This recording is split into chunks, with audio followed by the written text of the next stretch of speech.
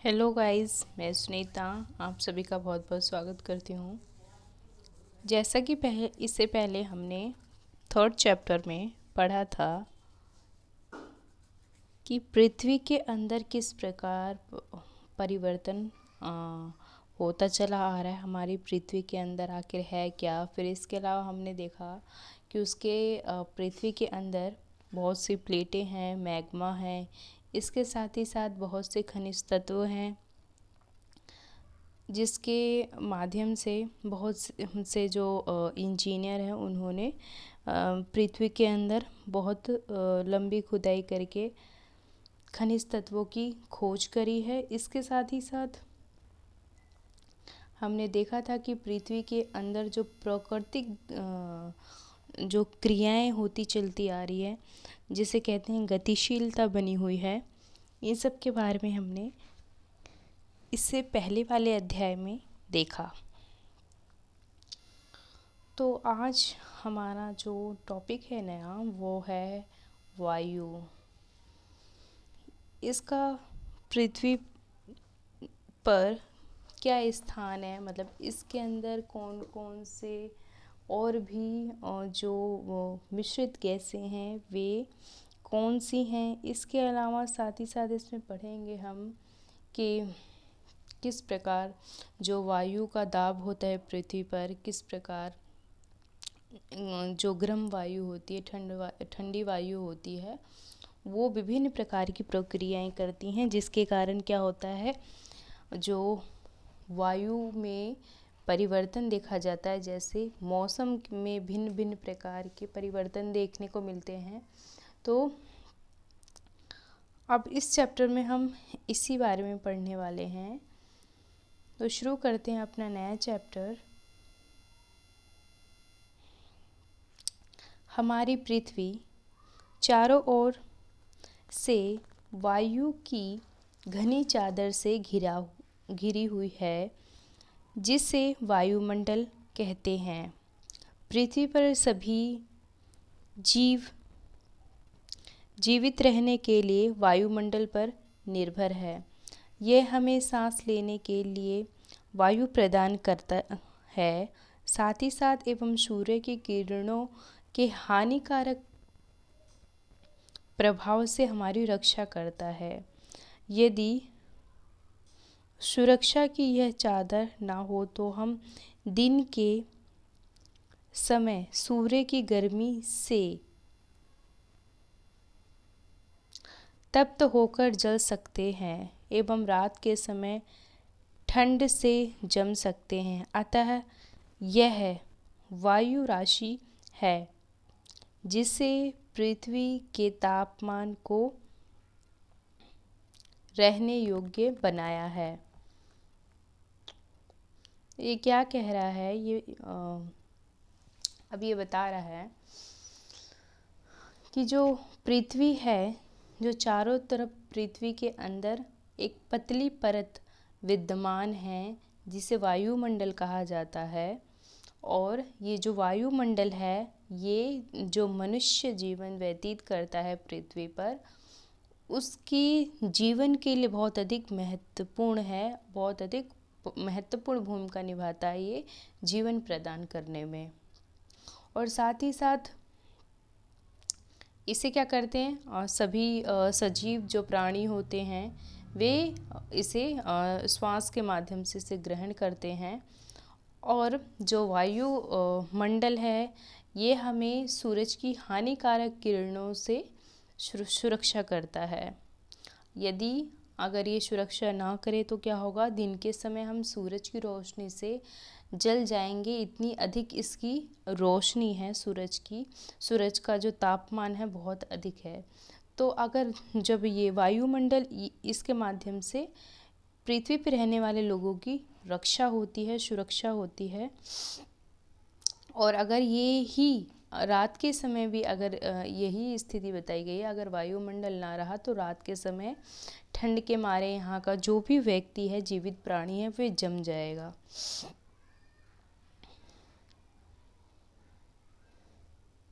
जो वायु है पृथ्वी को एक तरीके से रहने योग्य बनाती हैं मनुष्य के। अब देखिए ये आगे क्या कहता है। वायुमंडल का संगठन। क्या आप जानते हैं कि जिस वायु का उपयोग हम सांस लेने के लिए करते हैं वास्तव में वह अनेक गैसों का मिश्रण होती है। नाइट्रोजन और ऑक्सीजन ऐसी दो गैसें हैं जिसमें वायुमंडल का बड़ा भाग बना है। जो वायुमंडल है, वायुमंडल में दो गैसों की मात्रा अधिक है। सबसे अधिक है नाइट्रोजन और फिर ऑक्सीजन। ये दो गैसें महत्वपूर्ण हैं वायुमंडल के अंतर्गत, इनकी मात्राएं अधिक होती है वायुमंडल में।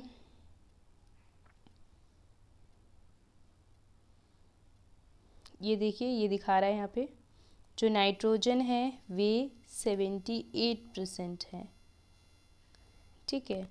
और ये जो ऑक्सीजन दिखा रहा है ये दिखा रहा है 21%। साथ ही साथ हीलियम, ओजोन, ऑर्गन, हाइड्रोजन कम मात्रा में पाई जाती है। इसके साथ ही अन्य गैसों के नाम जैसे कि ऑर्गन एक जो गैस है ये कितनी मात्रा में पाई जाती है, ये 0.93% पाई जाती है। इसके साथ ही साथ जो ओजोन है, ओजोन के ये अन्य गैसों के अंतर्गत आएगा। साथ ही साथ जो ऑर्गन है वो हमने देख लिया, 0.93% इसका एक मात्रा है वायु के अंतर्गत, वायुमंडल के अंतर्गत। और हाइड्रोजन कम मात्रा में पाई जाती है। सबसे कम मात्रा में क्या पाई जाती है? हाइड्रोजन।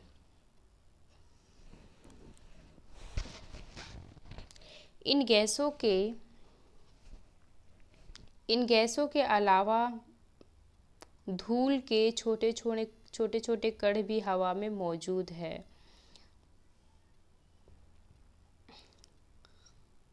चित्र 4:1 में वृत्तांत रेखा दिया गया है जिसमें वायु के विभिन्न संगठनों के प्रतिशत दर्शाए गए हैं। यह हमने देख लिया। नाइट्रोजन वायु में सर्वाधिक पाई जाती है। नाइट्रोजन हमने देखा 78% सर्वाधिक पाई जाती है और पाई जाने वाली गैस है। और साथ ही साथ जब हम सांस लेते हैं तथा फेफड़े में कुछ नाइट्रोजन भी ले जाते हैं और फिर उसे बाहर निकाल देते हैं, परंतु पौधे को अपने जीवन के लिए नाइट्रोजन की आवश्यकता होती है। तो नाइट्रोजन हम लेते हैं, जो ऑक्सीजन के साथ जो मिश्रित गैसें हैं उसमें भी नाइट्रोजन है, तो क्या कहते हम शरीर में लेते हैं और उसे छोड़ देते हैं। लेकिन क्या है, पौधे का कुछ अलग ही देखिए ये क्या करता है पौधे को नाइट्रोजन की अलग आवश्यकता होती है। वे सीधे वायु से नाइट्रोजन नहीं पाते। जो पौधे होते हैं वो सीधा वायु से नाइट्रोजन ग्रहण नहीं करते।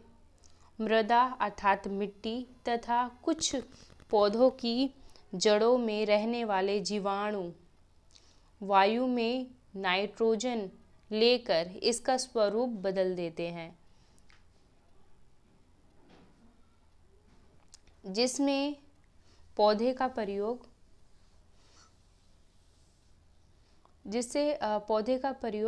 कर सके। तो पौधा जो है नाइट्रोजन है उसका प्रयोग किस प्रकार करते हैं? वे क्या करते हैं, जो पौधे के की जो मिट्टी होती है, जो मृदा होती है, वे और जो पौधे होते हैं, पौधे की जो जड़ें होती हैं, वे क्या करती हैं, ये जीवाणु युक्त वायु से, जो वायु में छोटे छोटे जीवाणु होते हैं जो नाइट्रोजन के रूप में होता है, उनसे नाइट्रोजन लेकर इसका स्वरूप बदल देते हैं। कौन? मिट्टी और जो पौधे की जड़ें होती हैं, ये वायुमंडल से जब वायु अवशोषित करती हैं तो उनके साथ नाइट्रोजन भी रहता है। तो जब वो नाइट्रोजन ग्रहण करती हैं तो उसका स्वरूप बदल देती हैं, जिससे पौधा इसका प्रयोग कर सके। तो पौधे के प्रयोग के लिए उसका स्वरूप बदल दिया जाता है और इस प्रकार पौधा नाइट्रोजन को ग्रहण करता है, उसका प्रयोग करता है। ऑक्सीजन वायु में प्रचुरता से मिलने वाली दूसरी गैस है। ऑक्सीजन का स्थान दूसरे स्थान पर है। मनुष्य तथा पशु सांस लेने में वायु से ऑक्सीजन प्राप्त करते हैं। मनुष्य या जो कोई भी जीवित प्राणी हो गया, वो क्या करते हैं? इसमें उदाहरण दिया है जैसे मनुष्य और पशु हो गए, सांस लेने में ऑक्सीजन प्राप्त करते हैं। हरे पादप प्रकाश संश्लेषण द्वारा ऑक्सीजन उत्पन्न करते हैं। मनुष्य और पशु क्या करते हैं? ऑक्सीजन प्राप्त करते हैं जो वायुमंडल है उससे, और इसके साथ ही साथ जो पादप हैं, हरे पादप हैं, और प्रकाश संश्लेषण द्वारा ऑक्सीजन उत्पन्न करते हैं। इस प्रकार वायु में ऑक्सीजन की मात्रा समान बनी रहती है। यदि हम वृक्ष काटते हैं तो यह संतुलन बिगड़ जाता है।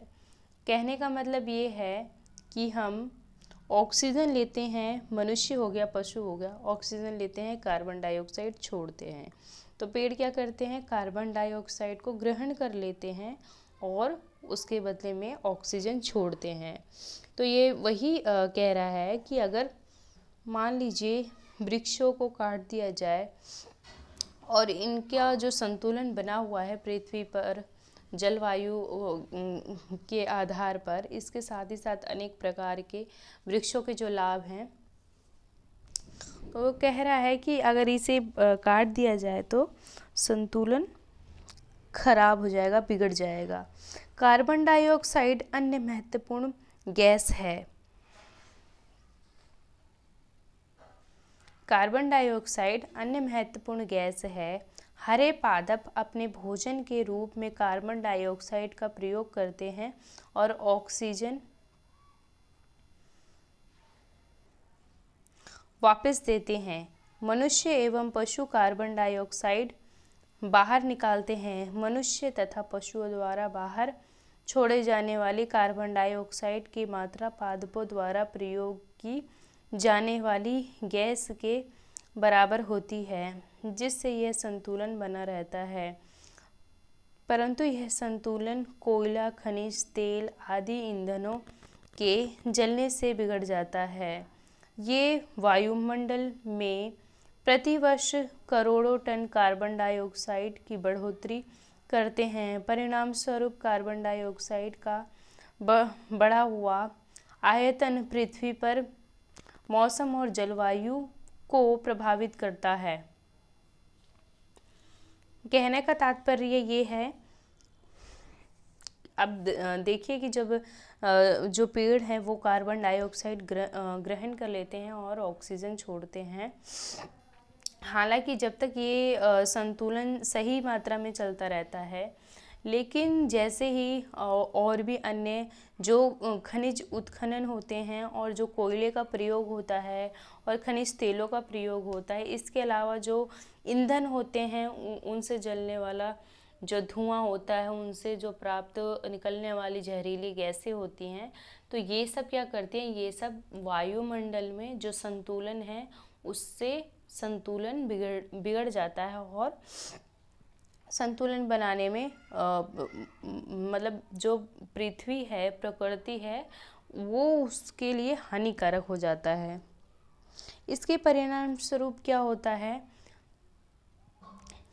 पृथ्वी पर जो मौसम है, इसके अलावा साथ ही साथ जो जलवायु है, इसके मौसमों में जो अनेक प्रकार के परिवर्तन आते हैं और कई स्थानों पर जलवायु संबंधी ये जो भी कारक हैं, ये सब इनको प्रभावित करती है। कौन?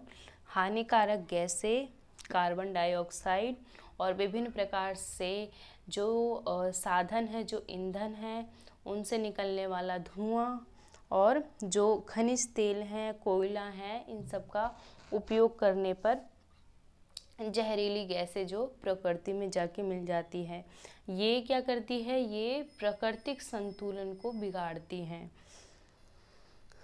और वृक्षों के न रहने से तो क्या होता है, मतलब ना वर्षा होगी और ना ही जो मनुष्य है उसकी आवश्यकताएं पूरी होगी, क्योंकि वृक्ष के माध्यम से अनेक अनगिनत मतलब उसकी ऐसे फ़ायदे हैं जो मनुष्य अप्रत्यक्ष रूप से और प्रत्यक्ष रूप से भी उसे प्राप्त करता है। इसीलिए क्या कहते हैं? वृक्षारोपण कीजिए, वृक्ष लगाना बहुत आवश्यक है।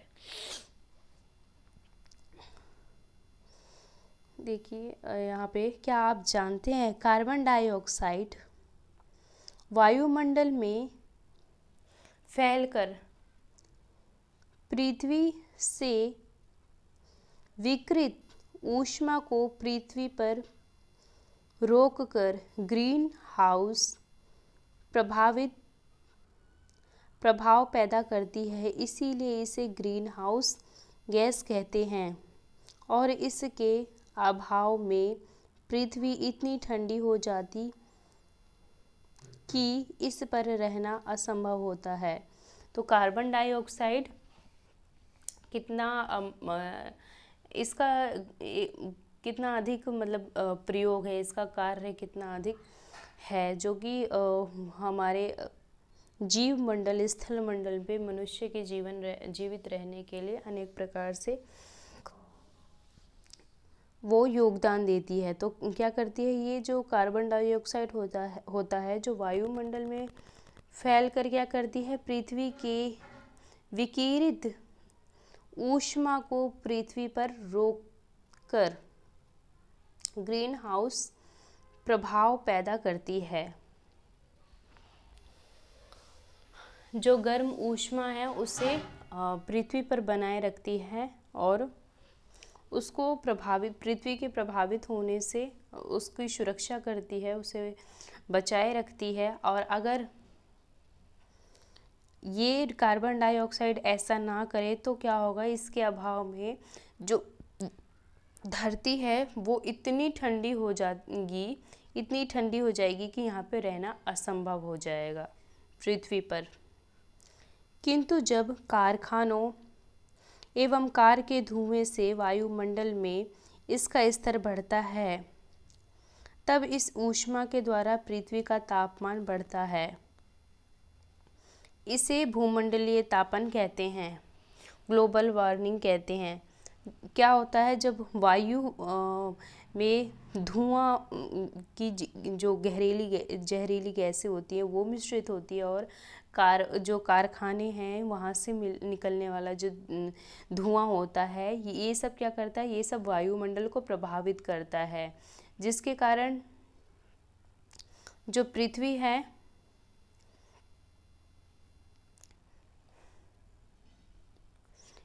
पृथ्वी के अंदर ऊष्मा बढ़ती है और जो पृथ्वी का तापमान होता है वो अधिक बढ़ने लगता है। जब तापमान अधिक बढ़ता है तो क्या होता है, भूमंडलीय तापन होता है। इसे भूमंडलीय तापन कहते हैं, जिसे ग्लोबल वार्मिंग भी कहा जाता है। तापमान में इस वृद्धि के कारण पृथ्वी के सबसे ठंडे प्रदेश में जमी हुई बर्फ पिघलने लगती है। तो जब तापमान गर्म होता है, उसमें वृद्धि होती है, तो भूमंडलीय तापन मतलब भूमि जो है, जो पृथ्वी है, ये गर्म होने लगती है। जब ये गर्म होने लगती है तो क्या होता है, पृथ्वी के ऊपर जहाँ भी जिस भी स्थान पर बर्फ़ें होती हैं वो क्या करती हैं, वे गलने लगती है, पिघलने लगती है, जिससे क्या होता है, जिसके परिणाम स्वरूप समुद्र के जलस्तर में वृद्धि होती है। तो जब हिम नदियाँ होती हैं, जो बर्फ़ होती है वो गलने लगती है, और गलने के बाद उसका जल कहाँ जाता है, समुद्र के किनारे, समुद्र के अंदर जाके मिल जाता है। जब समुद्र के अंदर जाएगा तो आसपास के जो भी समुद्र के आसपास रहने वाले लोग रहते हैं, तो समुद्र का जल स्तर बढ़ेगा, उससे बहुत हानिकारक प्रभाव पड़ेगा स्थानीय लोगों पर। समुद्र के जलस्तर में वृद्धि होती है, जिसके तटीय क्षेत्रों में बाढ़ आ जाती है। दीर्घ अवधि में इसके कारण वायुमंडल में अत्यधिक परिवर्तन होता है, जिसके परिणाम स्वरूप कुछ पौधे एवं पशु लुप्त हो सकते हैं और लुप्त भी हो रहे हैं, जिसके परिणाम बहुत अधिक हानिकारक हैं। तो जो हमें एक ये हैं, ये भी कुछ बताना चाहते हैं, क्या आप जानते हैं, ज़रा सुनिए ये क्या कहना चाहते हैं। चंदा मामा है ना। जब वायु गर्म होती है तो फैलती है। जब जो वायु होती है वो जब अपने गर्म अवस्था में होती है तो वायु फैलने लगती है चारों तरफ, और हल्की होकर ऊपर उठती है, फैलेगी, फिर इसके तापमान में थोड़ी हल्कापन आएगा, फिर ये ऊपर की तरफ उठने लगेगी। ठीक है। ठंडी वायु सघन और भारी होती है। जब वायु ठंडी हो जाती है तो सघन अर्थात उसमें भारीपन आ जाता है, और जो वायु ठंडी होती है उसमें मतलब काफ़ी नज़दीकियाँ भी आ जाती है। जैसे वो प्रारंभ में तो फैली रहती है, लेकिन जैसे जैसे ठंडी होगी तो वो आपसी में जुड़ती चली जाएगी। उसका क्षेत्रफल जो इतने में फैला हुआ था वो अब इतने में हो जाएगी। वही है सघनता। भारी होती है इसीलिए इसमें नीचे रहने की प्रवृत्ति होती है। गर्म वायु के ऊपर उठने पर आसपास के क्षेत्रों से ठंडी वायु रिक्त स्थान को भरने के लिए वहां आ जाती है। जैसे ही गर्म वायु उठती है ऊपर की तरफ तो आसपास की जो ठंडी वायु होती है वो उस स्थान को भरने के लिए आ जाती है। मतलब कोई भी स्थान, पृथ्वी का कोई भी स्थान बिना जो वायु है उसके बिना नहीं रह सकती, ना ही चाहे वो कोई सी वायु हो, चाहे वो गर्म संबंधी वायु हो या फिर ठंडी वायु हो। तो जैसे ही गर्म वायु ऊपर की तरफ उठती है तो ठंडी वायु क्या होती है, उसका खाली जो स्थान वो करके जाती है उसके स्थान पर ठंडी वायु विराजमान हो जाती है, स्थान को भरने के लिए वहाँ आ जाती है। इसी प्रकार वायु चक्र चलता रहता है। वायु चक्र कभी ख़त्म नहीं होता। जब तक पृथ्वी पर जीवन है तब तक वायु चक्र चलता रहेगा। देखिए वायुमंडल की संरचना, जो वायुमंडल है उसको भी अलग अलग भागों में, अलग अलग परतों में बांटा गया है। जैसे कि ये देखिए बहिर्मंडल, ये जो वायुमंडल का सबसे ऊपरी पहला स्थान है, सबसे ऊपर के क्रम में, और ये है बाह्य वायुमंडल। साथ ही साथ मध्य सीमा, ये भी ये मध्य सीमा के अंतर्गत आता है। इधर ये किसी मंडल का कोई भाग नहीं है, इसे विभाजित करने के लिए लिखा गया है। ये है मध्य मंडल, समताप सीमा, समताप मंडल, ये सीमाएं दर्शाई गई हैं। सीमाएं, समताप मंडल है तो इस मंडल समताप मंडल की समताप सीमा है, ये यहाँ पे जाके ख़त्म हो जाता है। ये मध्य मंडल है, ये मध्य मंडल की सीमा है तो ये यहाँ पे जाके ख़त्म हो जाता है। ये क्या कह रहा है, देखिए वायुमंडल की संरचना। हमारा वायुमंडल 5 परतों में विभाजित है, जो पृथ्वी की सतह से आरंभ होती है, ये है क्षोभ मंडल, समताप मंडल, मध्य मंडल, बाह्य मंडल और बहिर्मंडल। ये कुल कितनी हो गई? कुल 5 जो वायुमंडल की परतें हैं, कुल मिलाकर 5 परतों में इसे विभाजित किया गया है। क्षोभ मंडल, क्षोभ मंडल प्राचीन काल में इसे, प्राचीन समय में इसे विक्षोभ मंडल कहा जाता था। इसका नाम पहले विक्षोभ मंडल था,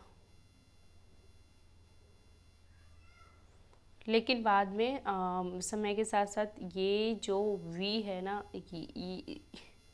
ये अपनी पतन की स्थिति पर आ गया, तो अब इसका नाम क्षोभ मंडल ही रह गया। ठीक है, देखिए क्षोभ मंडल, क्षोभ मंडल का क्या कार्य है? इस की जो परत है, इसके अंतर्गत घटने वाली घटनाएं कौन सी है? यह परत वायुमंडल की सबसे महत्वपूर्ण परत है। इसकी औसत ऊंचाई जो है वह 13 किलोमीटर है। इसकी औसत ऊंचाई 13 किलोमीटर है। सबसे महत्वपूर्ण परत है क्षोभ मंडल। हम इसी मंडल में मौजूद वायु में सांस लेते हैं। जो हमारा जीवन है, यही क्षोभ मंडल के अंतर्गत जीवन व्यतीत करते हैं। जो हम सांस लेते हैं, सांसें छोड़ते हैं, अन्य प्रकार की क्रियाएं करते हैं, वो क्षोभ मंडल के अंतर्गत आता है। मौसम की लगभग सभी घटनाएं, जैसा कि वर्षा होना, इसके साथ ही साथ कोहरा, जो सर्दियों में कोहरा होता है, वे ओलावर्षण, इसी परत के अंतर्गत होता है। तो इस परत के अंतर्गत जो मौसमी परिवर्तन होता है, वे होता है इसी के अंतर्गत। और जैसे कि वर्षा पड़ना और कोहरा होना, और साथ ही साथ जो ओले की वर्षबारी होती है, इसी क्षोभ मंडल के अंतर्गत होती है। अब देखिए आगे समताप मंडल। समताप मंडल में क्या होता है? विक्षोभ मंडल के ऊपर का भाग समताप मंडल कहलाता है। ये हो गया विक्षोभ मंडल, यहाँ देख रहे हो जहाँ हम रहते हैं। इसके बाद क्या है? इसके ऊपर ये है समताप मंडल। इसका प्रथम स्थान, इसका द्वितीय स्थान है। विक्षोभ मंडल के ऊपर का भाग समताप मंडल कहलाता है। यह लगभग 50 किलोमीटर की ऊंचाई तक फैला हुआ है। समताप मंडल की कितनी ऊंचाई तक फैला है? ये 50 किलोमीटर तक की ऊंचाई पर फैला हुआ है। और जो हमारा क्षोभ मंडल था, वे 13 किलोमीटर तक इसका क्षेत्रफल है। इसके अंतर्गत आता है। और साथ ही साथ जो समताप मंडल होता है, वे किसके अंतर्गत आता है? वे 50 किलोमीटर तक की इसकी ऊंचाई तक ये फैला हुआ है। और साथ ही साथ यह परत बादलों एवं मौसम संबंधी घटनाओं से लगभग मुक्त होती है। तो इस जो समताप मंडल है, इसमें कोई मौसमी घटनाएं नहीं होती, ये इनसे बिल्कुल स्वतंत्र है। इसके फलस्वरूप यहाँ की जो परिस्थितियाँ हैं, वो हवाई जहाज़ उड़ाने के लिए आदर्श होती हैं। जो समताप मंडल है, इसी में क्या होता है? इसी में जो हवाई जहाज़ उड़ाए जाते हैं, इसी मंडल के अंतर्गत उड़ाए जाते हैं। और ये जो मंडल होता है, उसके लिए काफ़ी लाभदायक होता है, काफ़ी सुगम होता है। तापमान समताप मंडल की एक महत्वपूर्ण विशेषता ये है कि इसमें ओजोन गैस की परत होती है। तो क्या है? समताप जो मंडल है, इसकी क्या एक विशेषता है? इसके अंदर ओजोन परत रहती है। इस पे ओजोन परत होती है, और यह परत सूर्य से आने वाली हानिकारक किरणों से हमारी रक्षा करती है। समताप मंडल में क्या है? ऐसी उस पे ओजोन परत है, जो कि सूरज से आने वाली हानि किरणों से हमारी रक्षा करता है। आगे है मध्यमंडल। मध्यमंडल यह है वायुमंडल की तीसरी परत है।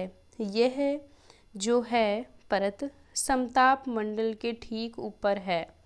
बिल्कुल, यह लगभग 80 किलोमीटर की ऊंचाई तक फैला हुआ है। तो इसे जो हमने पढ़ा था क्षोभ मंडल, वो 13 किलोमीटर के अंतर्गत फैला हुआ है, और समताप मंडल जो है वे है 50 किलोमीटर के अंतर्गत फैला हुआ है। इसके अलावा जो मध्यमंडल है ये 80 किलोमीटर के अंतर्गत फैला हुआ है।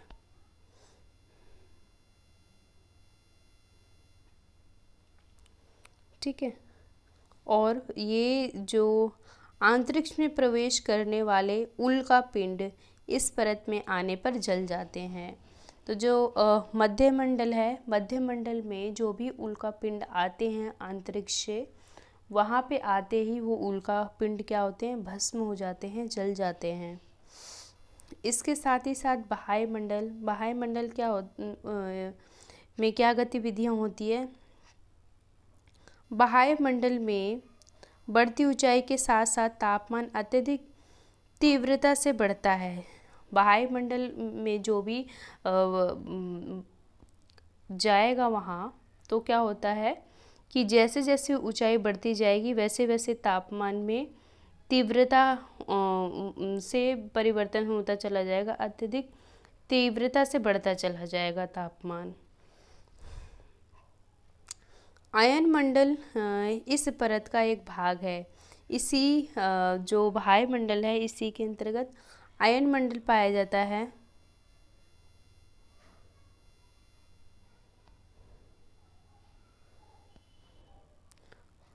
आयन मंडल इसी के अंतर्गत पाया जाता है। बाह्य जो मंडल है, बाह्य वायुमंडल, उसके अंतर्गत पाया जाता है आयन मंडल। इस परत का एक भाग है आयन मंडल, और साथ ही साथ यह है 80 से 400 किलोमीटर तक फैला हुआ है। कितना फैला है ये है 80 से लेकर 400 किलोमीटर तक फैला हुआ है। और देखिए अब ये क्या करता है, रेडियो संचार के लिए इस परत का उपयोग होता है। वास्तव में पृथ्वी से प्रसारित रेडियो तरंगे इस परत द्वारा पुनः पृथ्वी पर परावर्तित कर दी जाती है। क्या कह रहा है, जो इस बाह्य मंडल जो है वो रेडियो संचार के लिए बहुत अधिक महत्वपूर्ण है। रेडियो संचार के लिए इस परत का उपयोग होता है। किसका? बाह्य मंडल जो परत है उसकी जो ऊंचाई है कितनी है, 80 किलोमीटर से लेकर 400 किलोमीटर तक इसका जो क्षेत्रफल है इतना है। और साथ ही साथ ये क्या है, वास्तव में पृथ्वी प्रसारित रेडियो तरंगे इस परत द्वारा पुनः पृथ्वी पर परावर्तित होती है। अर्थात कहने का अर्थ ये है कि जाती तो यहीं से है। अब आखिर जो रेडियो होगा, रेडियो में जो भी उसमें क्या होता है, सब ऑडियो कार्य होते हैं, जो भी होता है सब कुछ ऑडियो होता है। तो बोलने वाला जो भी इंसान होगा तो वो तो पृथ्वी पर ही रहेगा ना। कहने का अर्थ ये है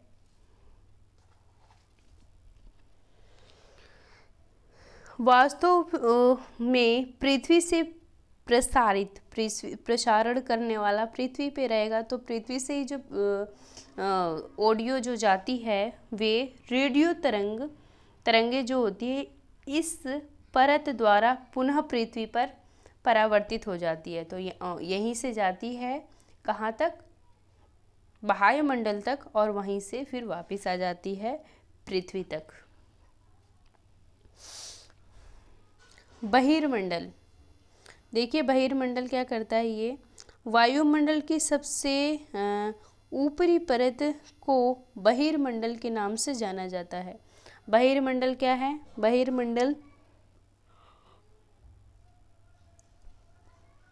बहिर्मंडल का जो सबसे ऊपरी परत है, वायुमंडल का जो सबसे ऊपरी परत है उसे बहिर्मंडल के नाम से जाना जाता है। यह वायु की पतली परत होती है। हल्की गैसें जैसे कि हीलियम और हाइड्रोजन यहीं से अंतरिक्ष में तैरती रहती हैं। बहिर्मंडल है, ये वायुमंडल की सबसे ऊपरी परत होती है और यहाँ पर कुछ गैसें पाई जाती हैं जैसे कि हीलियम और नाइट्रोजन, ये अंतरिक्ष में तैरती रहती हैं इस परत के अंतर्गत। देखिए आगे बढ़ते हैं। मौसम एवं जलवायु। क्या आज वर्षा होगी? क्या आज दिन साफ होगा और धूप निकलेगी? कितनी ही बार हमने क्रिकेट प्रेमियों के मुंह से एक दिवसीय मैच के भविष्य के बारे पर अनुमान लगाते सुना होगा। यदि यह कल्पना करें कि हमारे शरीर एक रेडियो है और मस्तिष्क उसका स्पीकर, तो मौसम वह है जो इसके नियंत्रण बटन से छेड़छाड़ करता है। मौसम वायुमंडल के प्रत्येक घंटे तथा दिन प्रतिदिन की स्थिति होती है। आर्द्र एवं गर्म मौसम किसी को भी चिड़चिड़ा बना सकता है। अच्छा हवादार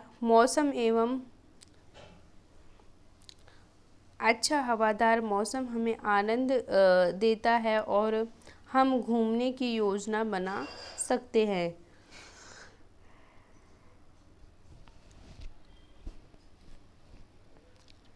मौसम नाटकीय रूप से दिन प्रतिदिन बदलता है, किंतु दीर्घकाल में किसी स्थान या औसत मौसम उस स्थान की जलवायु बताता है।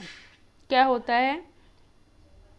किसी भी स्थान का औसत मौसम, कोई भी स्थान हो गया भारत का चाहे अन्य देशों का, तो वहाँ की जो भी मौसम होगा वो क्या करता है, वो ही उस स्थान की जलवायु कहलाता है। क्या आप समझ गए कि हम मौसम का दैनिक पूर्वानुमान क्यों करते हैं? मौसम में पूर्वानुमान क्यों लगाया जाता है? देखिए कुछ बातें। ये क्या कह रहा है, क्या आप जानते हो? तो देखिए क्या बताना चाहता है।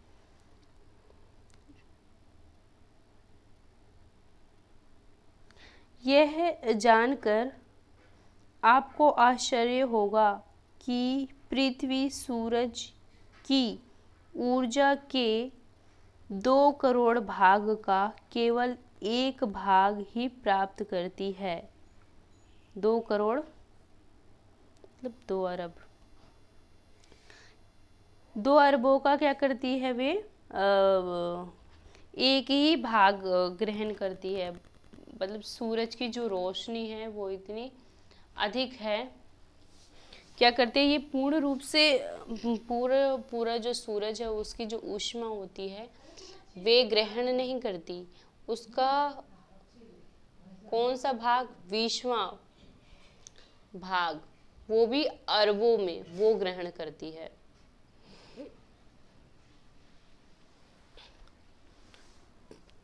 आगे बढ़ते हैं। क्या कह रहा है ये?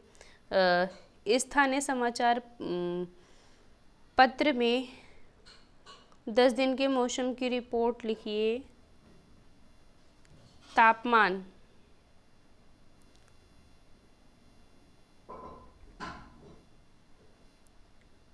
आज प्रतिदिन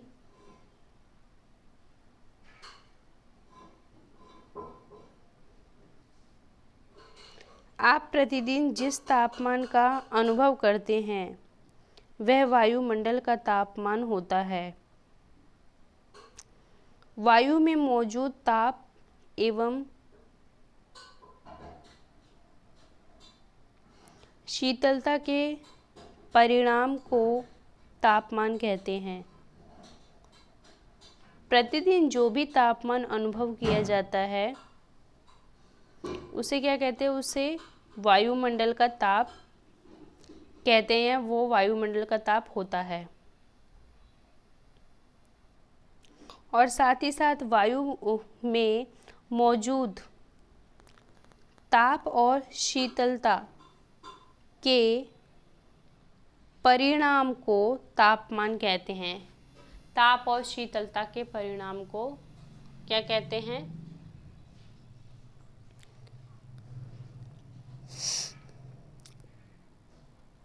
तापमान कहते हैं। वायुमंडल का तापमान केवल दिन और रात में ही नहीं बदलता।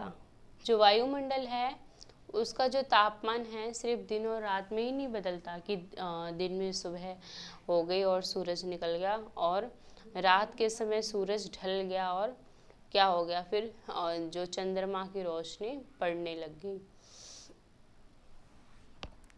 वो ये कह रहा है कि बल्कि जो ऋतुओं के अनुसार भी बदलता है।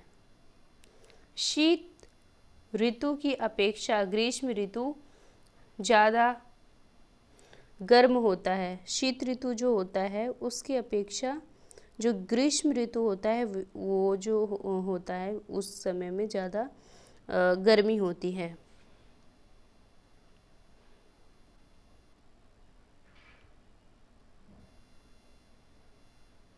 ये देखिए, ये कुछ मापन यंत्रों का उल्लेख किया गया है।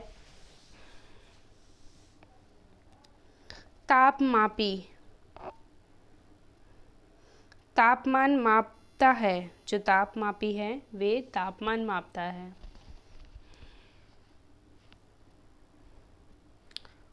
वायु दाब मापी क्या करता है? वायु का जो दाब होता है उसको मापता है। वायु दाब मापी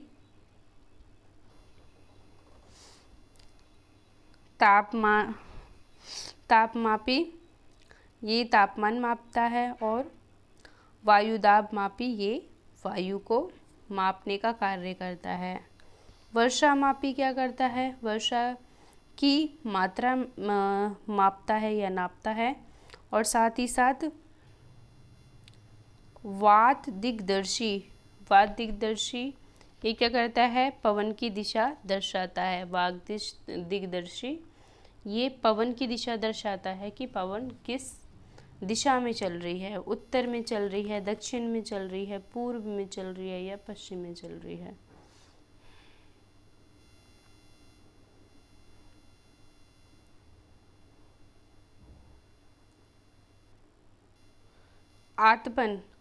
आतपन एक महत्वपूर्ण कारक है जो तापमान के वितरण को प्रभावित करता है। आतपन क्या है? आतपन एक महत्वपूर्ण कारक है जो क्या करता है? ये तापमान के वितरण को प्रभावित करता है। सूरज से आने वाली वह ऊर्जा जिसे पृथ्वी रोकती है या रोक लेती है उसे क्या कहते हैं? आतपन कहलाती है। आतपन किसे कहते हैं? सूरज से आने वाली हानिकारक किरणें जिसे आतपन रोक लेती है पृथ्वी पर आने से।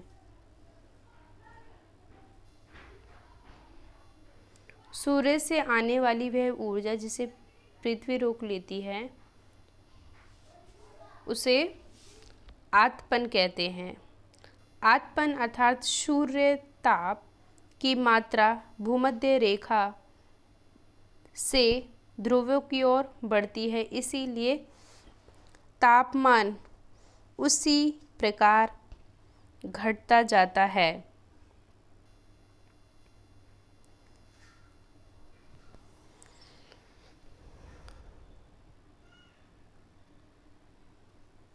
सूर्य का जो ताप होता है, आतपान की मात्रा भूमध्य रेखा से वृत्तों की ओर बढ़ती है, इसीलिए तापमान उसी प्रकार घटता जाता है। क्या आप समझ पाएंगे कि ध्रुव बर्फ से क्यों ढका हुआ है? यदि पृथ्वी का तापमान अत्यधिक बढ़ जाता है तो यह इतना गर्म हो जाएगी कि यहाँ कुछ फसलें नहीं उग सकेंगी। गांव की अपेक्षा नगर का तापमान बहुत अधिक होता है। दिन के समय एस्फाल्ट से बनी सड़कें एवं धूप और कंक्रीट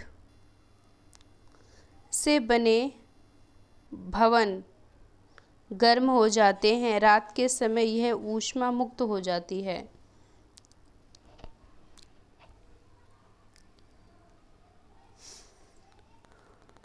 क्या कह रहा है? ये कह रहा है कि जैसे जैसे तापमान अधिक बढ़ता जाता है,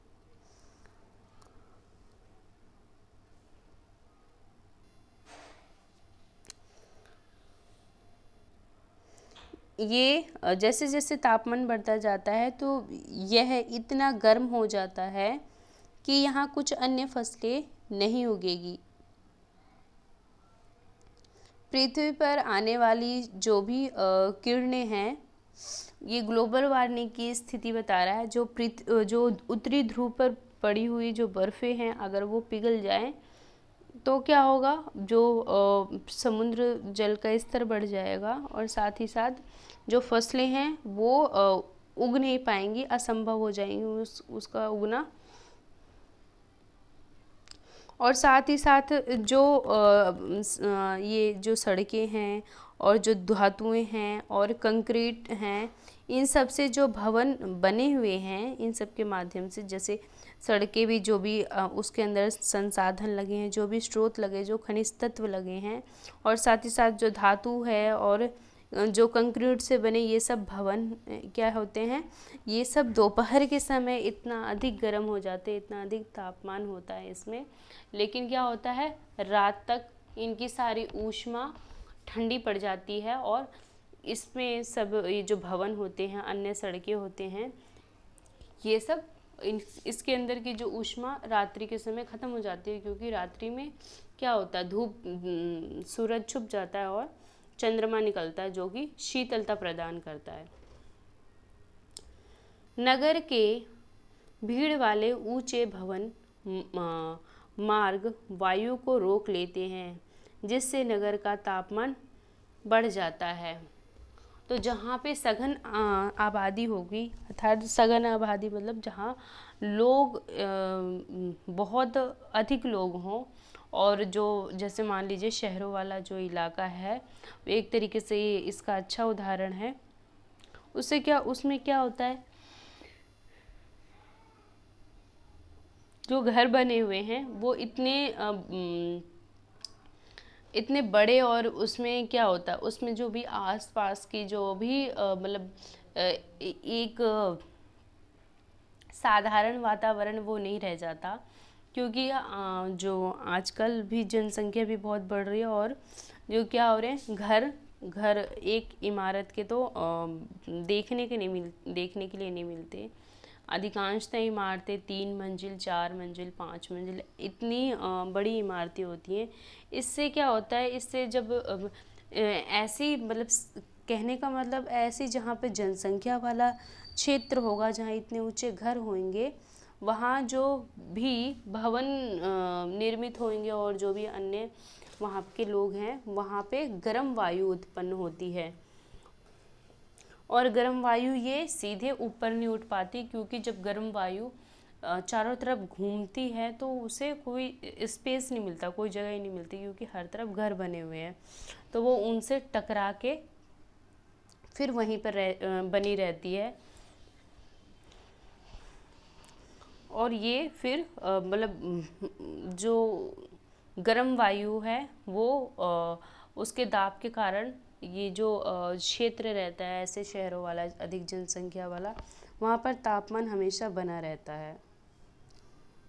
ये देखिए, ये वही समझा रहा है कि नगर के भीड़ वाले ऊंचे भवन गर्म वायु को रोक लेते हैं, जिससे नगरों का तापमान बढ़ जाता है। तो इससे क्या होता है, तापमान में वृद्धि होती है, ये हमने अभी पढ़ा।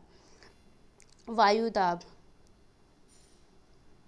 यह जानकर आपको आश्चर्य होगा कि वायु हमारे शरीर पर उच्च दाब के साथ बल लगाती है। जो वायु है, जैसे मान लीजिए ये हम खड़े हैं, इसके अलावा जो भी हमारे चारों तरफ तो वायु ही है, तो वायु क्या करती है, ये मिलकर चारों तरफ से हम पे ऐसे दाब लगाती है, मतलब ऐसे हमें अपना दबाव बनाती है, मनुष्य पर या कोई भी अन्य जीव जंतु हो गए, तो वायु अपना दबाव बनाती रहती है।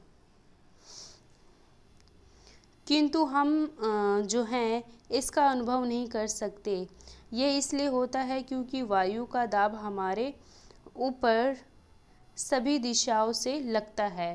तो जब सभी दिशाओं से वायु पर दाब लगता है तो क्या होता है, और हमारा शरीर विपरीत बल लगाता है।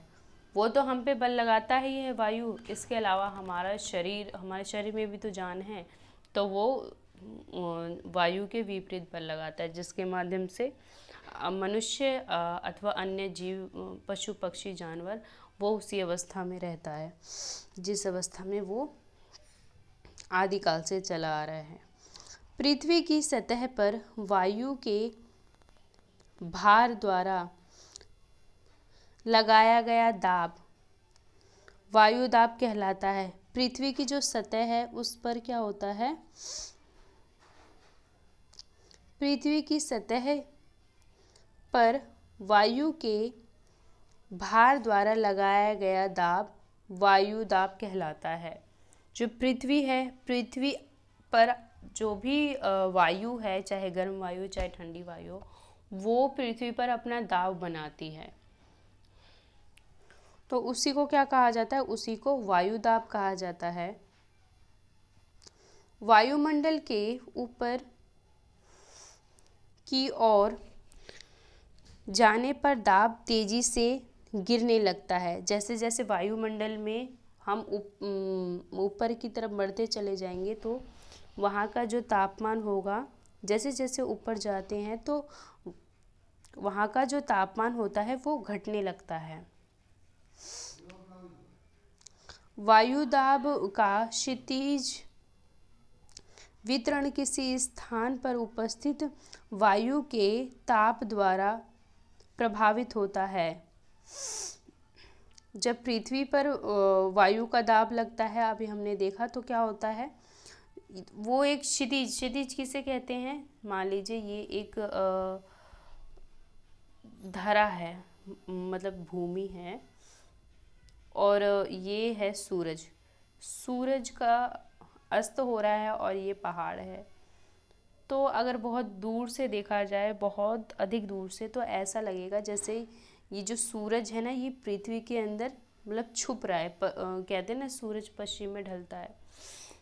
तो अगर ऐसी आकृति होगी तो बहुत दूर से देखने पे ऐसा लगेगा जैसे ये जो सूरज है ना, ये पृथ्वी के अंदर इधर की तरफ जा रहा है, नीचे की तरफ।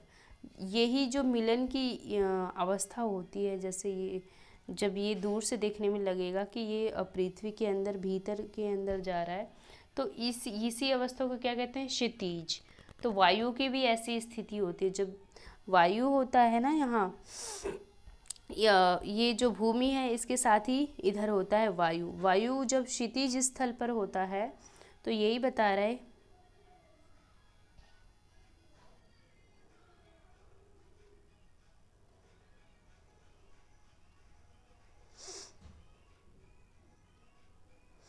वायुमंडल के ऊपर की ओर जाने पर दाब तेजी से गिरने लगता है।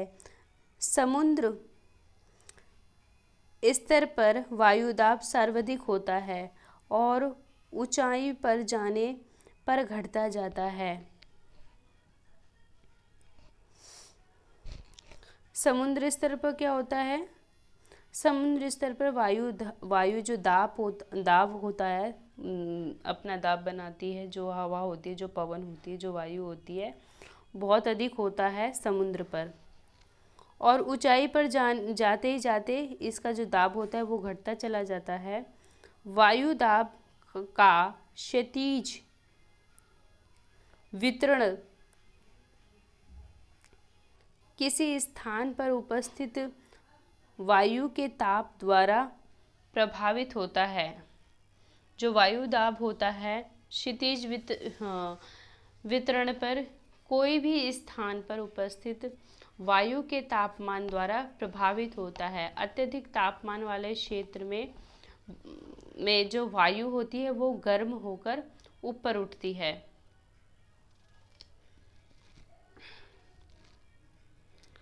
जहाँ अत्यधिक तापमान होता है, अर्थात जहाँ का तापमान का जो मौसम जो होता है वो बहुत अधिक होता है, तो वहाँ क्या होता है, उस स्थान पर जो वायु है वो क्या होती है, वो गर्म होकर ऊपर की तरफ उठने लगती है। ये सारी वायु पृथ्वी से गर्म हुई और ये ऊपर की तरफ ऐसे उठेगी।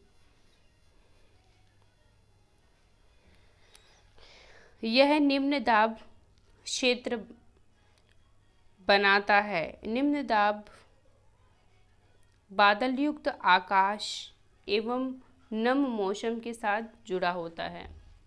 तो ये प्रक्रिया जब होती है तब निम्न दाब ये बनता है इस प्रक्रिया के द्वारा। और क्या होता है, निम्न दाब जो होता है ये बादल युक्त आकाश एवं नम मौसम के साथ जुड़ता है। तो जो निम्न दाब होता है ये इसका जो संबंध होता है वो आकाश और नम मौसम के साथ इसका संबंध होता है। और साथ ही साथ कम तापमान वाले क्षेत्र में वायु ठंडी होती है। जहाँ कम तापमान होता है वहाँ की वायु ठंडी होती है, और जहाँ गर्म तापमान होता है वहाँ की वायु गर्म होती है। अभी गर्म वाली वायु अभी हमने ऊपर पढ़ी, अभी ठंडी वायु की बात कर रहा है। इसके फलस्वरूप यह भारी होती है। जो ठंडी वायु होती है वो भारी होती है गर्म की अपेक्षा। ये जो भारी वायु निमज्जित होकर उच्च दाब क्षेत्र बनाती है। भारी वायु जो होती है वो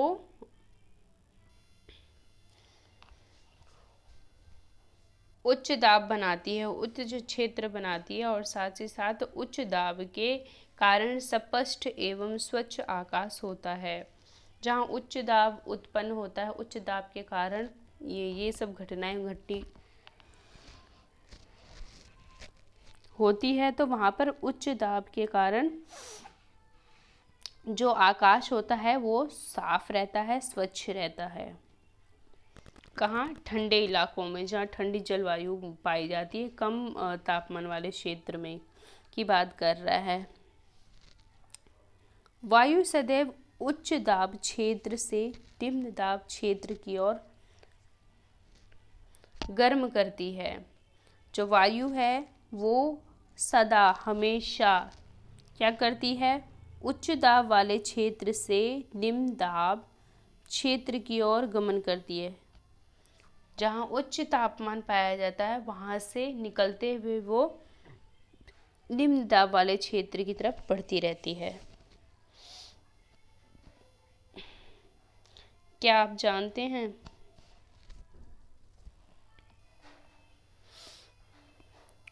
चलिए पहले इसे कंप्लीट कर लेते हैं, फिर इसे देखते हैं ये क्या कह रहा है।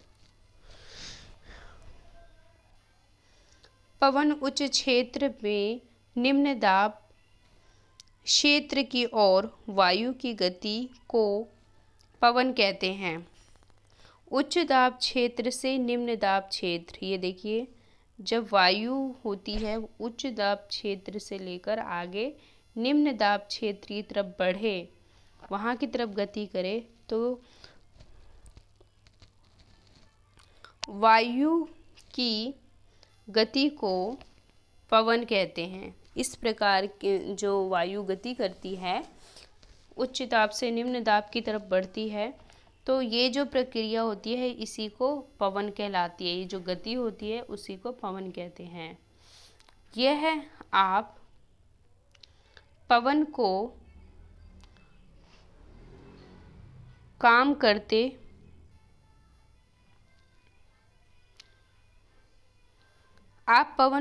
करते देख सकते हैं। जब यह सड़क पर गिरी पत्तियों को उड़ाती या तूफान के समय पेड़ को उखाड़ देती है। कभी कभी जब पवन धीरे बहती है तो आप इसे महीन धूल या कुएं को उड़ाते देख सकते हैं। कभी कभी पवन इतनी तेज होती है कि इसके विपरीत दिशा में चलना कठिन हो जाता है। तो पवन की तीव्रता बता रहा है, कभी कभी पवन इतना अधिक अपने बहाव में बहती है कि कहीं भी चलना मुश्किल हो जाता है। अक्सर तूफानों में देखते हैं हम, अपने साथ धूल कण भी उड़ा के लेके आती है और फिर वहाँ पर खड़े रहना मुश्किल होता है। तो आप इसे महीन धूल या कुएं को उड़ते देख सकते हैं। कभी कभी पवन इतनी तेज होती है कि इसके विपरीत दिशा में चलना कठिन हो जाता है। आपने अवश्य अनुभव किया होगा कि तेज हवा में छाता लेकर चलना आसान नहीं है। 3 अन्य कारण सोचिए। जब तेज पवन के कारण आपके लिए समस्या उत्पन्न हुई हो, पवन को मुख्यतः 3 प्रकार में विभाजित किया गया है। पवनों को 3 प्रकार से विभाजित किया गया है। स्थायी पवन, ये जो है व्यापारिक पश्चिमी एवं पूर्वी पवने स्थायी पवने हैं। ये वर्ष भर लगातार निश्चित दिशा में चलती रहती है।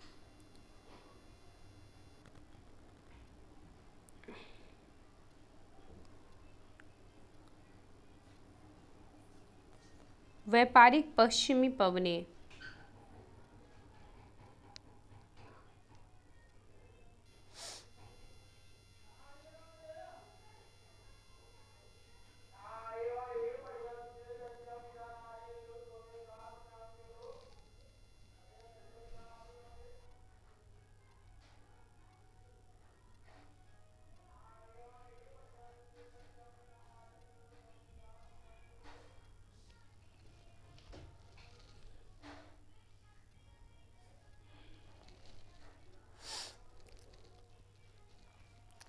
ये ऐसी जो पवनें होती हैं ये वर्ष भर चलती रहती हैं। साथ ही साथ देखिए,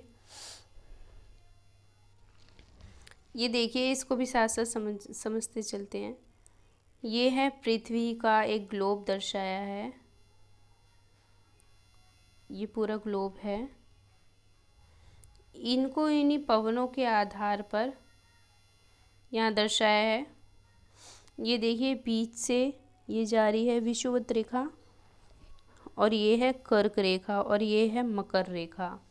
अब यहीं से इसे, ये है उत्तरी अक्षांश, ये है दक्षिणी अक्षांश। यहाँ है 90 डिग्री, यहाँ है 90 डिग्री। ठीक है। अब इसमें हर चीज़ ऊपर की भी और नीचे की भी दोनों सेम होंगी, जो भी जैसे यहाँ पे घटनाएं घटेंगी और यहाँ, लेकिन बस उसमें अंतर इतना है, उसे उत्तरी नाम से संबोधित किया जाएगा और नीचे वाले हिस्से को दक्षिणी नाम से संबोधित किया जाएगा। तो ये देखिए पवनें जो हैं ये उच्च दाब पे चलती हैं। ये देखिए ध्रुवीय पूर्वी पवनें, ये देखिए इस प्रकार ये ध्रुवीय पूर्वी पवनें हैं। और इसी प्रकार नीचे भी ये देखिए ध्रुवीय पूर्वी पवनें सेम। और इसके बाद ये है सनातन पछुआ पवनें। ये देखिए इनका नाम दरअसल इधर देखिए, ध्यान से समझिए। देखिए ये पश्चिम है और ये इधर की तरफ पूरब है, इधर की तरफ इधर की तरफ पूर्व है, और ये है पश्चिम, ये है उत्तर और ये है दक्षिण। ठीक है। अब ये ध्रुवीय पूर्वी पवनें ये पूरब की ओर से बह रही है ना, इधर पूरब ही है ना, इधर का हिस्सा जो इधर दिख नहीं रहा। ठीक है, इधर पूर्व है ना, तो ये देखिए ये पूर्व दिशा से बढ़ रही है। सॉरी पश्चिम है इधर। अरे यार सब उल्टा सीधा हो गया। उत्तर, दक्षिण, पश्चिम, पूर्व। ओके, क्या हो जाता है कभी कभी। तो ये है, इधर है पूर्वी दिशा। ठीक है, इधर दिख नहीं रही हमें। और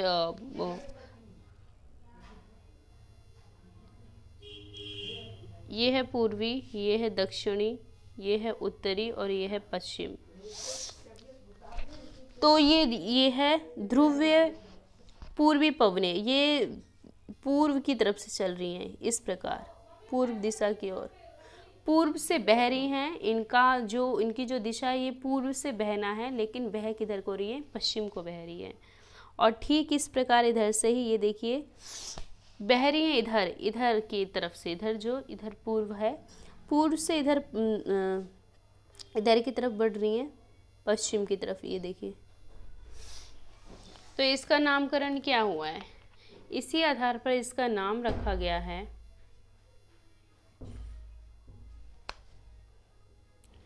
ध्रुवीय। एक सर्वप्रथम ये तो ध्रुव हैं, इनको 90 डिग्री ये ध्रुव पर हैं।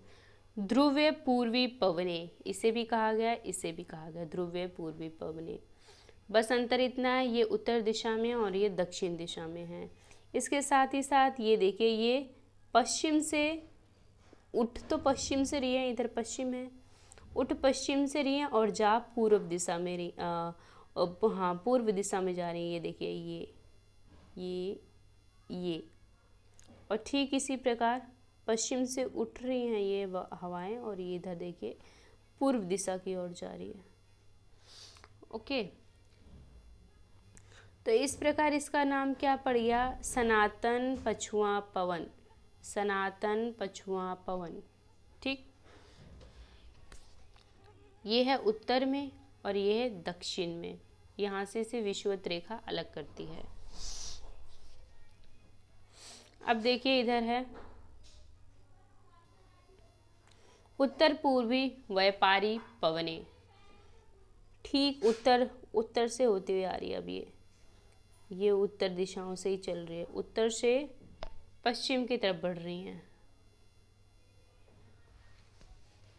तो और साथ ही साथ ये दक्षिण से चल रही है, तो इसका दक्षिण नामकरण क्या है इसका, दक्षिण पूर्वी व्यापारिक पवनें। ये देखिए, तो इस प्रकार इस आधार पर नाम रखा गया। ये है दक्षिण पूर्वी व्यापारी पवनें, ये है उत्तर पूर्वी व्यापारी पवनें। इसके अलावा ये है सनातन पछुआ, ये भी सनातन पछुआ है। ये ध्रुवीय पूर्वी पवन है, ये भी ध्रुवीय पूर्वी पवन है। और साथ ही साथ अधो ध्रुवीय, इसे फिर यहाँ से विभाजित किया गया है। ये और ये है कर्क रेखा, ये है कर्क रेखा, ये है मकर रेखा,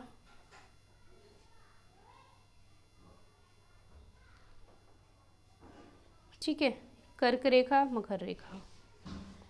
इसके साथ ही साथ ये जो है 0 डिग्री पर, इसे विषुवत रेखा कहते हैं, और ये है मध्य रेखीय निम्न दाब। यहाँ पे मध्य रेखीय पे निम्न दाब उत्पन्न होता है। अब ये जो सारी कहानियाँ हैं ये पवनों की, ये दाब से ही संबंधित है।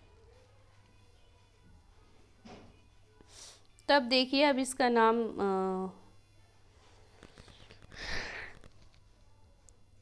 स्थायी पवनें, व्यापारिक पश्चिमी एवं पूर्वी पवनें स्थायी पवनें हैं। ये वर्ष भर लगातार निश्चित दिशा में चलती रहती हैं।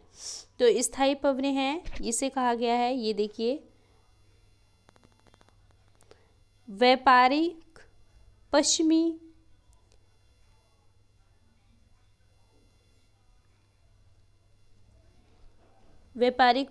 पवनें, और ये है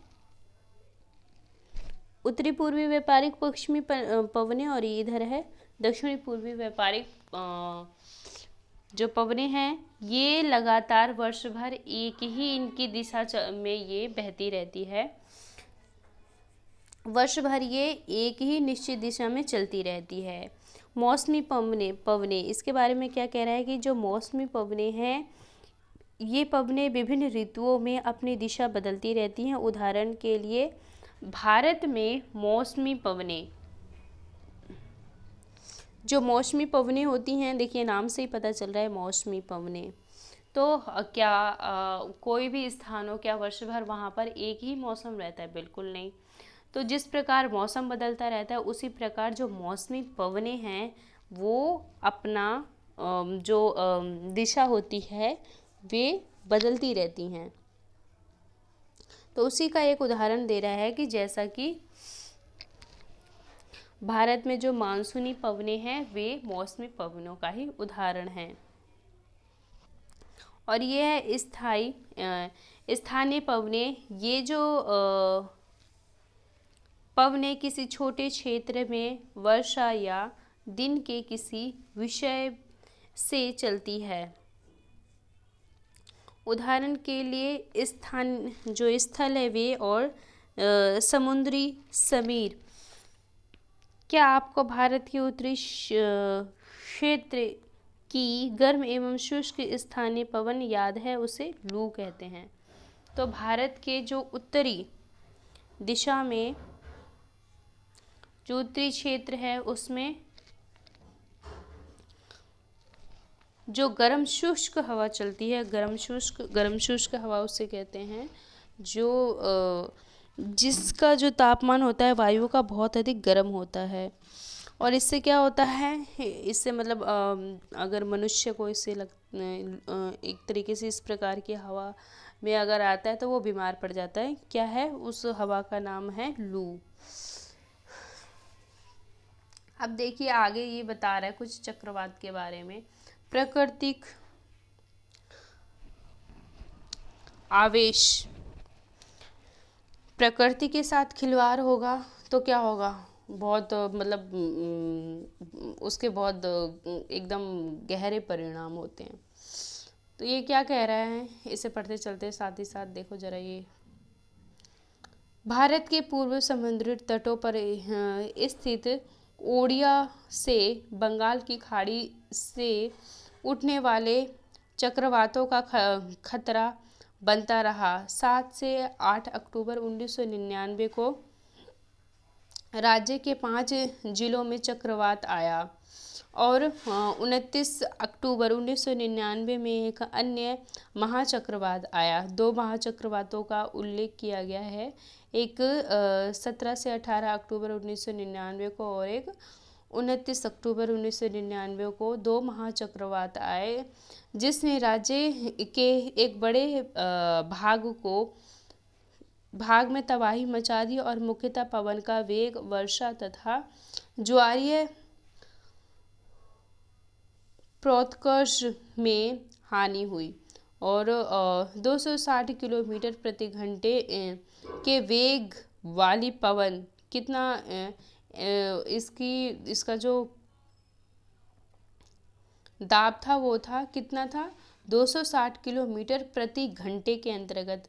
ये जो पवन का वेग से आने वाली पवन है 36 घंटे से ज़्यादा समय तक चलती रही, 36 घंटे से भी ज़्यादा इस प्रकार की पवनें चलती रही और तीव्र वेग वाली इन पवनों ने पेड़ को उखाड़ कर रख दिया और साथ ही साथ कच्चे घरों को नष्ट कर दिया। अनेक औद्योगिक भवनों तथा अन्य घरों की छत भी उड़ा गई और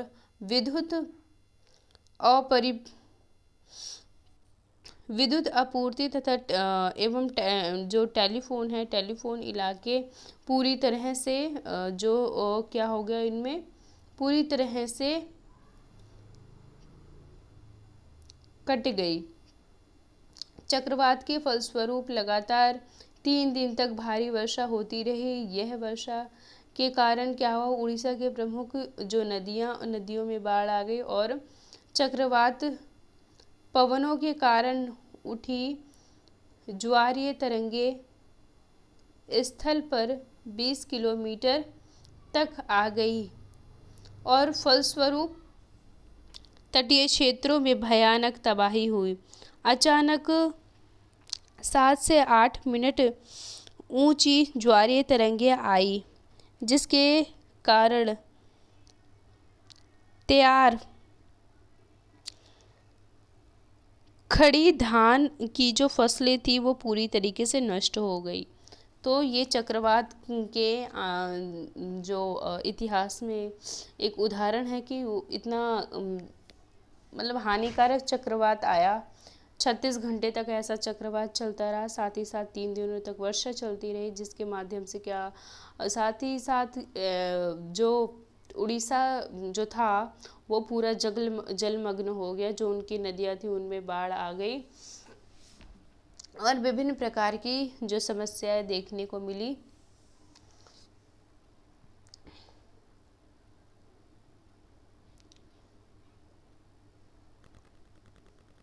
और इन्हीं दिनों क्या हुआ था, जो तरंगे थी उसमें बहुत ही अधिक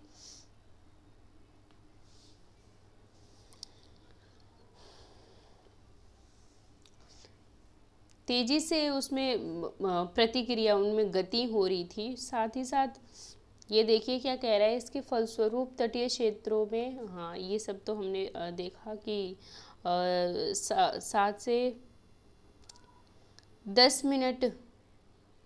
10 मीटर जो ऊंचे ज्वारीय तरंगे आई और जिसके कारण तैयार खड़ी जो धान की फसल थी वो पूरी तरह नष्ट हो गई। 25 अक्टूबर 1999 को पूर्वी पोर्ट ब्लेयर के निकट थाईलैंड की खाड़ी में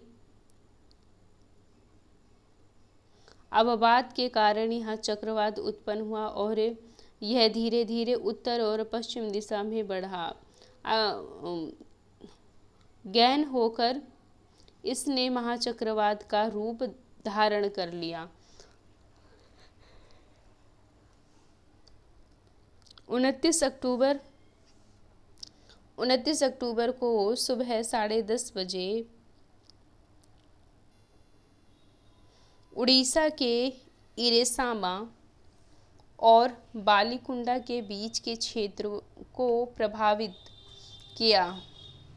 इस महाचक्रवात ने भुवनेश्वर, कटक और अन्य 28 तटीय नगरों सहित उड़ीसा के पूरे तट को बर्बाद कर दिया। इसके अलावा 130 लाख लोग प्रभावित हुए। बहुत बड़ी संख्या में पशुओं की मौत हो गई। धान, सब्जी और फलों की खड़ी फसलों को भारी नुकसान हुआ और साथ ही साथ ज्वारीय प्रोत्कर्ष से उत्पन्न हुई लवणता के कारण कृषि योग्य विशाल भूमि क्षेत्र अनुपजाऊ हो गए। साल, सागवान और बांस के बगान वाले विशाल भू क्षेत्र नष्ट हो गई।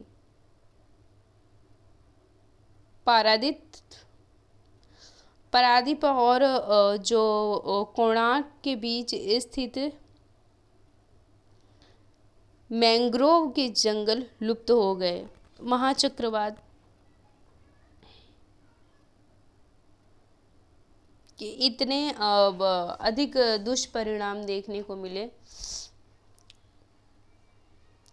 जंगल भी लुप्त हो गए इस चक्रवात के कारण। कहाँ की बात कर रहा है ये?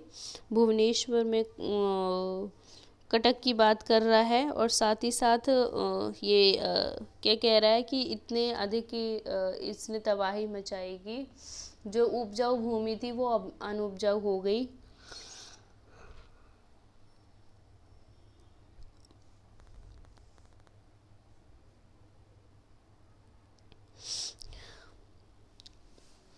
और जो स्थानीय लोग थे उनको बहुत अधिक जो समस्याएं थी उसका सामना करना पड़ा। ये देखिए, जो वर्षा है वो 3 प्रकार की होती है, जैसे कि चक्रवातीय वर्षा, पर्वतीय वर्षा और संवहनी वर्षा। आर्द्रता क्या है? देखिए, अभी इसे समझेंगे। जब जल पृथ्वी एवं विभिन्न जलाशय से वाष्पित होता है तो यह जल वाष्प बन जाता है। वायु में किसी भी समय जल वाष्प की मात्रा को आर्द्रता कहते हैं। तो आर्द्रता किसे कहते हैं?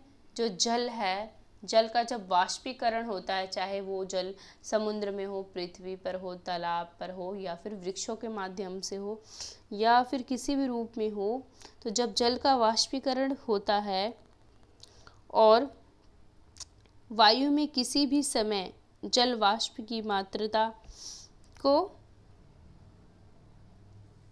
आर्द्र कहते हैं।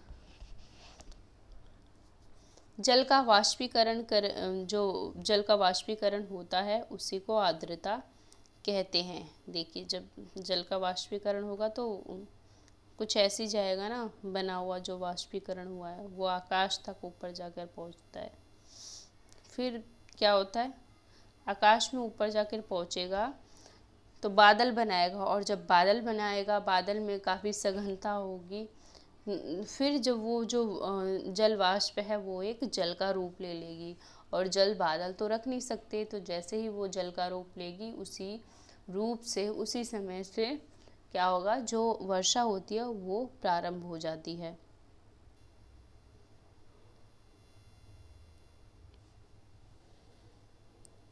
जब वायु में जल वाष्प की मात्रा अत्यधिक होती है तो उससे हम आर्द्र दिन कहते हैं। जो वायु है, वायु में जल वाष्प की मात्रा जब अधिक होती है उसी को आर्द्र दिन कहते हैं। जैसे जैसे जो वायु है, वायु गर्म होती जाती है, जैसे जैसे जो वायु है वो गर्म होती जाती है, इसकी जल वाष्प धारण करने की क्षमता बढ़ती जाती है।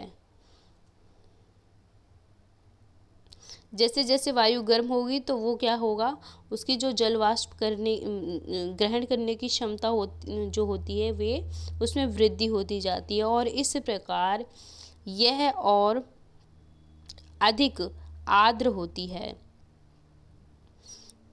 इस प्रकार उसमें आर्द्रता बनती रहती है, मतलब और अधिक हो जाता है आर्द्र। आर्द्र दिन में आर्द्र दिन में कपड़े सूखने में काफ़ी समय लगता है एवं हमारे शरीर में पसीना आसानी से नहीं सूखता और हम असहज महसूस करते हैं। जब जल वाष्प ऊपर उठता है तो यह ठंडा होना शुरू हो जाता है। जैसे ही जल वाष्प ऊपर उठता है तो क्या होता है, ये ठंडा होना शुरू हो जाता है।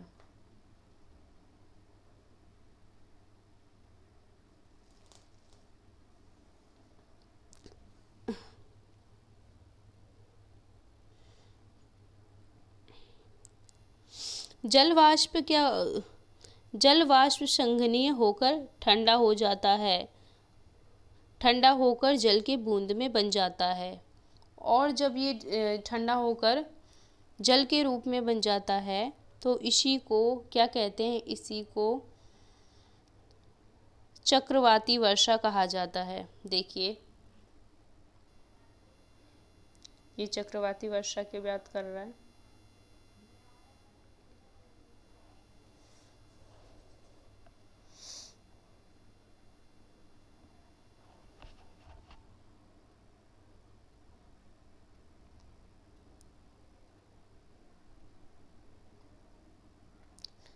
क्या कह रहा है यहाँ पर, ये देखिए, जैसे जैसे वायु गर्म होती जाती है,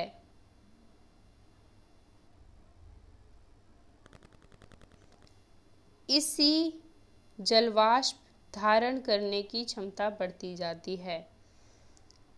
जैसे जैसे वायु गर्म होगी तो ये क्या करेगा, जल का वाष्पीकरण ज़्यादा करेगा। इसी जल वाष्प धारण करने की क्षमता जब बढ़ती जाती है और इस प्रकार यह और अधिक आर्द्र हो जाती है।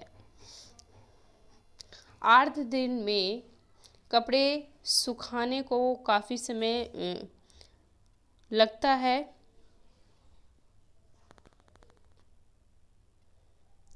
एवं हमारे शरीर में पसीना आसानी से नहीं सूखता और हम असहज महसूस करते हैं।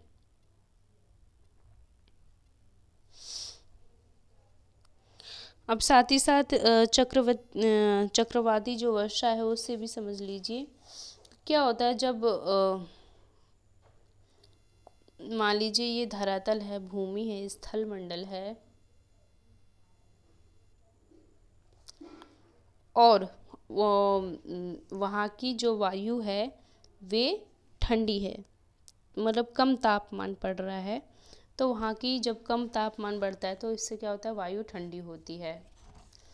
तो जो ठंडी वायु धीरे धीरे ये क्या करेगी, ये वाष्पीकरण करेगी। जब इसका वाष्पीकरण होगा तो ये जो वायु है, ठंडी वायु, ये ऊपर की तरफ उठती है। जब ये ऊपर की तरफ उठती है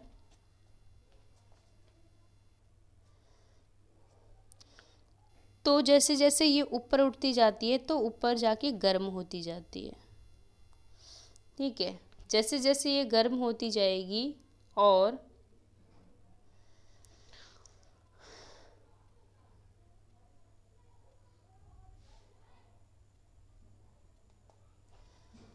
ये ऊपर जाकर बादल बन जाएगी। ऊपर जाकर पहले तो ये बादल का रूप लेगी और एक उसमें एक संघनन प्रक्रिया शुरू हो जाती है।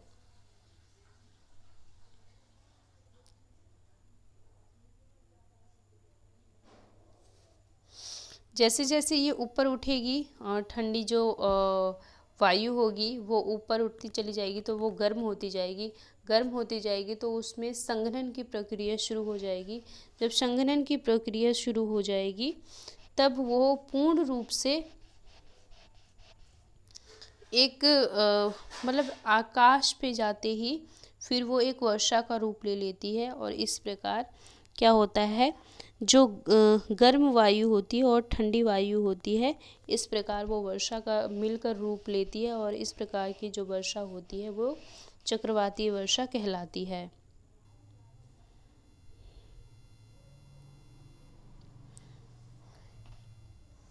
ये देखिए, जब जल वाष्प ऊपर उठता है तो यह ठंडा होना शुरू हो जाता है। जल वाष्प संघनित होकर, ठंडा होकर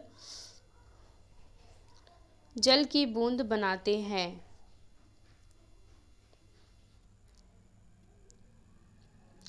बादल इन्हीं जल बूंदों का ही एक समूह होता है। जब जल की ये बूंदें इतनी भारी हो जाती हैं कि ये वायु में तैर न सके, तब ये वर्षण के रूप में नीचे आती हैं।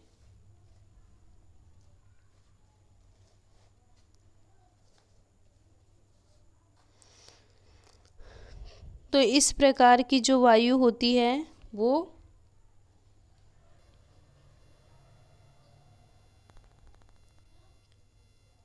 इसी का ही विश्लेषण है। ये जो पहली वर्षा है, चक्रवातीय वर्षा है। आगे देखिए,